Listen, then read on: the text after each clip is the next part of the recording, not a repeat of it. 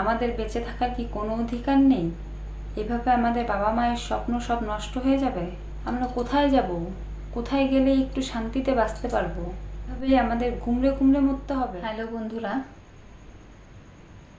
কোনো কিছু বলার ভাষা নেই। গোটা দেশ জুড়ে শোকের ছায়া।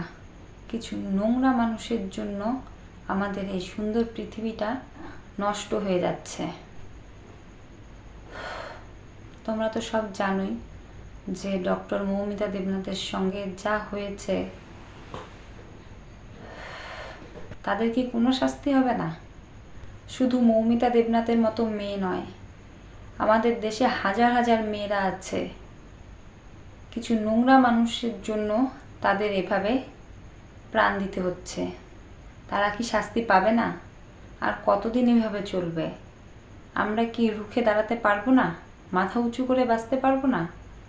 কি অন্যায় করেছে মৌমিতা দেবনাথ যে তার সঙ্গে এরকম একটা নোংরা আচরণ করা হয়েছে? কি অন্যায় করেছে সে? তাকে এরকম করে মরতে হলো? এইরকম দুশ্চরিত্র নোংরা লোকের জন্য আমাদের কি জীবন দিয়ে দিতে হবে? মেয়েদের কি কোনো নিরাপদ নেই? নারী যদি মা হয়, শ্রদ্ধা করো। নারী যদি স্ত্রী হয়, মর্যাদা করো। নারী যদি বোন হয়, স্নেহ করো। যদি কন্যা হয়, তাহলে গর্ব করো। তাহলে অন্যের বেলায় এরকম আচরণ কেন করো? তারাও তো কারো মেয়ে বা কারো বোন, তাহলে তাদের সঙ্গে এরকম আচরণ কেন করছো? একজন মেয়ে হয়ে আরেকটা মেয়ের যে এরকম ক্ষতি করতে পারে, সেটা ভাবার বাইরে।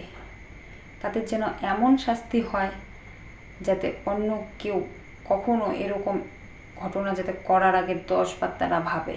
তারা হয়তো এটা ভুলে গেছে, তারাও নারীর গর্ভে ধারণ হয়েছে। তার মাও একজন নারী, তার ঘরে বোন আছে, তাদেরও হয়তো বোন আছে। সেটা একবারও ওরা ভাবলো না। এরা মানুষ না, এরা পশু। পশু নামেও পশুদেরও অপমান করা হবে। পশুদের থেকেও এরা অনেকটা নীচ, অনেকটা নীচ। কতদিন এভাবে আমরা মুখ বুজে থাকবো? আর না, অন্যায় প্রতিবাদ করতে হবে। এভাবে মুখ বুজে থাকলে আমাদের চলবে না। কেন মেয়েরা সবসময় সব কিছুতে পিছিয়ে থাকবে? আমাদের জন্য কি কোনো নিরাপদ নেই? অনেক হয়েছে, আর নয়। কারোর ওপর ভরসা করে নয়, নিজেদের জন্য লড়তে হবে, নিজের জন্য লড়তে হবে। অন্যায়ের বিরুদ্ধে লড়তে হবে আমাদের। নিজেদের সম্মান নিজেকে রক্ষা করতে হবে। অন্যায়ের বিরুদ্ধে প্রতিবাদ করতে হবে। সম্মানের সঙ্গে মাথা উঁচু করে বাঁচবো আমরা। নোংরা পিচাসগুলো যেরকম করেছে, আমি চাই তাদের শাস্তি হোক, তারা যেন শাস্তি পায়। আমি চাই এই ভিডিওটা প্রত্যেকটা মেয়েরা দেখো, আর প্রত্যেকটা মেয়েকে ভয়ে না, সাহস করে বাঁচতে হবে, প্রতিবাদ করতে হবে। আমাদের এভাবে আর হাত গুটিয়ে বসে থাকলে চলবে না। অনেক হয়েছে, আর না। আমাদের লড়তে হবে, আমাদের ভয়ে নয়, সাহস করতে হবে।